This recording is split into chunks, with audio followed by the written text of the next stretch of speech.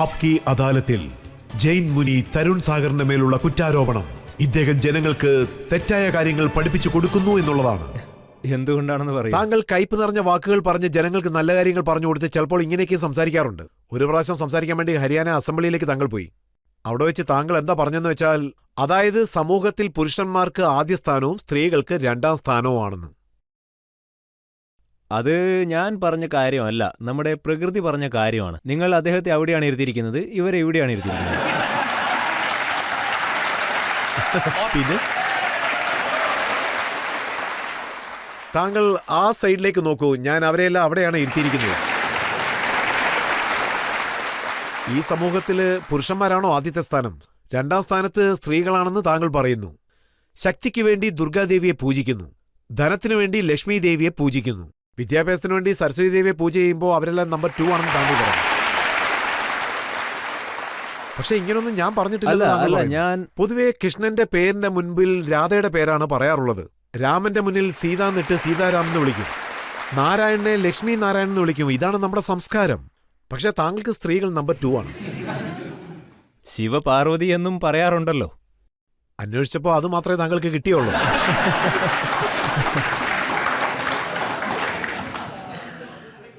ഇതിലെ കാര്യം എന്താണെന്ന് വെച്ചാൽ, നിങ്ങൾ നോക്കൂ, വ്യത്യാസങ്ങൾ ഉണ്ടാവാം. അതായത് ഞാൻ ഒരിക്കലും സ്ത്രീകളെ ദുർബലരാണെന്ന് പറയില്ല. അവർ എപ്പോഴും ശക്തരായവർ തന്നെയാണ്. സ്ത്രീകൾ സ്ത്രീകൾ സ്ത്രീകൾ സ്ത്രീകൾ എന്നും ശക്തരായവരാണ്. പുരുഷന്മാർ എന്നും അവരോട് കടപ്പെട്ടവരാണ്.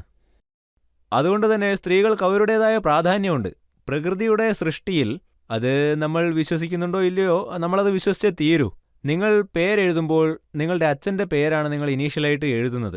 അമ്മയുടെ പേര് എന്തുകൊണ്ടാണ് നിങ്ങൾ അങ്ങനെ എഴുതാത്തത്? അമ്മയുടെ പേര് അല്ലല്ല, നിങ്ങൾ എപ്പോ സൈൻ ചെയ്താലും നിങ്ങളുടെ അച്ഛന്റെ പേരാണ് ഇനീഷ്യലായിട്ട് എഴുതുന്നത്. അമ്മയുടെ പേര് ഒരിക്കലും എഴുതുന്നില്ല. ആരും തന്നെ അങ്ങനെ ചെയ്യുന്നില്ല. ഈ കാലഘട്ടത്തിന് അനുസൃതമായി മാറുന്നില്ല. താങ്കൾ TV ആഡ്സ് ഒന്നും കാണുന്നില്ല.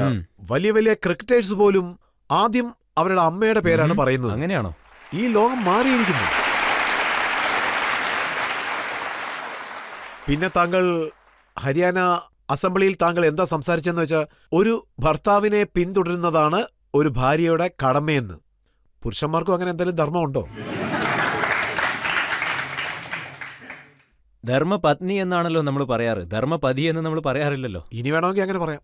അങ്ങനെ പറയണമെന്നുണ്ടെങ്കിൽ നിങ്ങൾ എന്തുകൊണ്ട് അങ്ങനെ പറയുന്നില്ല? താങ്കൾ ധർമ്മപത്നി എന്ന് പറയുന്നുണ്ടെങ്കിൽ ധർമ്മപതി എന്ന് നമുക്ക് പറയാൻ പറ്റണം. തീർച്ചയായിട്ടും ഉണ്ടായിരിക്കണം. പക്ഷെ എന്തുകൊണ്ട് പറയുന്നില്ല? അതിന് താങ്കളാണ് കാരണം. എന്ത്?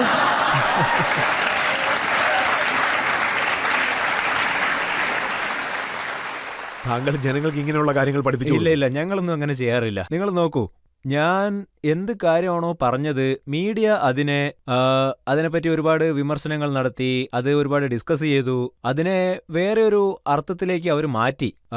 ആ സമയത്ത് ഞാൻ പറഞ്ഞതിന്റെ അർത്ഥം രാഷ്ട്രീയത്തിനും ധർമ്മത്തിനും ഇടയിലുള്ള ബന്ധം എന്താണെന്ന് വെച്ചാൽ, അതിന് ഞാൻ പറഞ്ഞത് എന്താണെന്നാൽ, ഈ ധർമ്മം എന്ന് വെച്ചാൽ ഭർത്താവും രാഷ്ട്രീയം എന്നത് ഭാര്യയുമാണ് എന്ന്. ഇവർക്ക് രണ്ടുപേർക്കും ഇടയിൽ ബന്ധമുണ്ട് എന്നാണ് ഞാൻ പറഞ്ഞത്.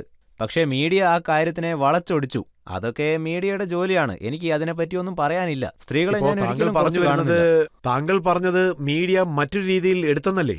എൻ്റെ അടുത്ത് താങ്കളുടെ മറ്റൊരു സ്റ്റേറ്റ്മെന്റും ഉണ്ട്. അതിൽ താങ്കൾ പറഞ്ഞിരിക്കുന്നത്, ജീൻസ് ധരിക്കുന്ന ഒരമ്മ കുഞ്ഞിനെ എങ്ങനെ മടിയിൽ വെക്കുമെന്ന്. ഒരമ്മ ജീൻസ് ധരിക്കാൻ പാടില്ലെന്ന് വല്ല നിയമം? ഈ ചോദ്യം നിങ്ങൾക്ക് എവിടെ നിന്ന് കിട്ടിയെന്ന് നിങ്ങൾ ആദ്യം പറയാം. ഞാൻ പറഞ്ഞത് എന്താണെന്നാൽ, അമ്മയുടെ മടി ചെറിയ കുഞ്ഞുങ്ങളെ സംബന്ധിച്ചിടത്തോളം സ്വർഗത്തേക്കാളും മഹത്തായ ഒരു സ്ഥലമാണ്. ഒരു അമ്മയുടെ മടിയിലാണ് ഒരു കുഞ്ഞിന് എപ്പോഴും സുരക്ഷിതത്വ ബോധം കൂടുതൽ ഉണ്ടാവുക. അതാണ് ഏറ്റവും സുരക്ഷയുള്ള സ്ഥലം. മുലപ്പാൽ കുടിക്കുന്ന ഒരു കൈക്കുഞ്ഞു പോലും ഇങ്ങനെയാണ് ചിന്തിക്കുക, അതായത് അതിന്റെ വൈകുണ്ഠം ഇതാണ് എന്ന്. പിന്നെ അമ്മ ആ കുഞ്ഞിനെ സാരിത്തുമ്പ് കൊണ്ട് മറയ്ക്കുന്നു. എന്തുകൊണ്ടെന്നാൽ ആരും തന്നെ കുഞ്ഞിനെ കണ്ണുവയ്ക്കാതിരിക്കാൻ. എന്നാൽ अब पैदा होने वाली औलाद ये सुख नहीं पा पाएगी क्योंकि जीन्स वाली मम्मी आंचल कहां से लाएगी. ഒരു ജീൻസ് ധരിച്ചിരിക്കുന്ന അമ്മ സൗന്ദര്യം കാണിക്കാൻ ഇങ്ങനെ ഉപയോഗിക്കുമ്പോൾ പാൽ എങ്ങനെ കൊടുക്കുമെന്ന് ചോദിക്കുന്നു. ഒരമ്മ ജീൻസ് ധരിച്ചാലോ അല്ലെങ്കിൽ സൗന്ദര്യം സംരക്ഷിച്ചാലോ അത് അവരുടെ കാര്യമല്ലേ? താങ്കൾ എന്തിനാ അതിലില്ല? ഇത് നോക്കൂ, ജീൻസ് ധരിക്കുക എന്നത് ഓരോരുത്തരുടെ താല്പര്യമാണ്, അവരുടെ ഇഷ്ടമാണത്.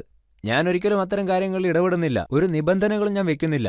ഞാൻ വിശ്വസിക്കുന്നത് എന്താണെന്നാൽ ജൈനധർമ്മം അത്ഭുതകരമായ ഒന്നാണ്, പക്ഷെ ആരെയും ഒരു കാര്യത്തിനും അതൊരിക്കലും നിർബന്ധിക്കുന്നില്ല. അതുകൊണ്ട് തന്നെ സ്ത്രീകൾ എന്ത് വസ്ത്രം ധരിക്കണം, എന്ത് വസ്ത്രം ധരിക്കേണ്ട എന്നതൊക്കെ അവരുടെ ഇഷ്ടം മാത്രമാണ്. ഒരിക്കലും ഞാൻ അതിൽ ഇടപെടാൻ പോവില്ല. താങ്കൾ സംസാരിക്കുന്ന സമയത്ത് താങ്കളുടെ ഓപ്പോസിറ്റിലുള്ള ഓഡിയൻസിനെ നോക്കിക്കൊണ്ട് കഴുതെന്ന് വിളിച്ചാൽ അവരെന്തായിരിക്കും കരുതുന്നത്? നിങ്ങൾ നോക്കൂ, ഞാൻ ഒരിക്കലും കഴുത എന്നൊന്നും പറയില്ല. ഞാനൊരു എക്സാമ്പിൾ പറയാം. അതായത് ഞാനിപ്പോ നിങ്ങളോടൊരു ഉദാഹരണം പറയാം.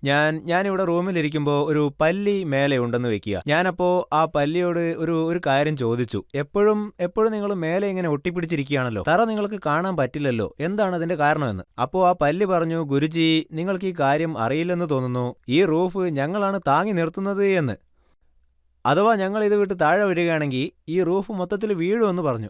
ഇതിൽ ഞാൻ പറയുന്നത്, ആ പല്ലി എങ്ങനെയാണോ ആ ഒരു ഭ്രമത്തിൽ കഴിയുന്നത്, അതുപോലെ തന്നെ മനുഷ്യരും ഒരു ഭ്രമാവസ്ഥയിലാണ്. ഈ കുടുംബം ഞാനാണ് താങ്ങി നിർത്തുന്നത്, ഈ സമൂഹത്തെയും പിടിച്ചു നിർത്തുന്നത് ഞാനാണ്, ഇനി അഥവാ ഞാൻ ഇല്ലെങ്കിൽ ഈ കുടുംബം മുഴുവനും തകരും, ഈ സമൂഹം മുഴുവനും തകരും എന്ന് ചിന്തിക്കുന്നു. പക്ഷെ ഞാൻ പറയുന്നത്, നിങ്ങൾ ഉണ്ടെങ്കിലും ഇല്ലെങ്കിലും ഒരു മാറ്റവും വരില്ല.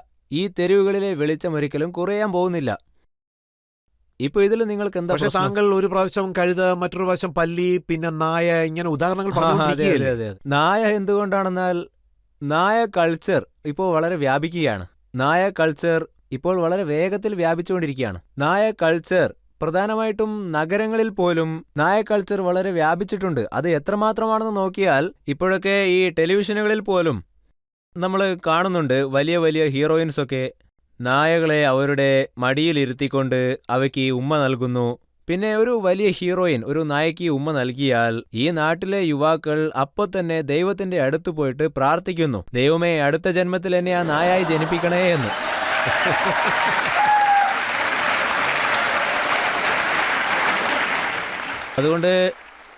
അതുകൊണ്ട് ഞാൻ ഈ ഒരു പ്രശ്നത്തെ പറ്റി സംസാരിക്കുന്നുണ്ട്, നായകളെ പറ്റി, നായ കൾച്ചറിനെ പറ്റി സംസാരിക്കുന്നുണ്ട്. സോ നാട്ടിലെ യുവാക്കളോട് എനിക്ക് ഒരു കാര്യം മാത്രമേ പറയാനുള്ളൂ, നിങ്ങൾ നിങ്ങളുടെ നായയോട് എത്രമാത്രം സ്നേഹം കാണിക്കുന്നുവോ അതിന്റെ ഒരു 10% നിങ്ങളുടെ പ്രായമായ അച്ഛനോടും അമ്മയോടും കാണിക്കൂ. അവരുടെ ജീവിതവും മെച്ചപ്പെടും, പിന്നെ നിങ്ങൾക്കും നായ ആവാതെ രക്ഷപ്പെടാം.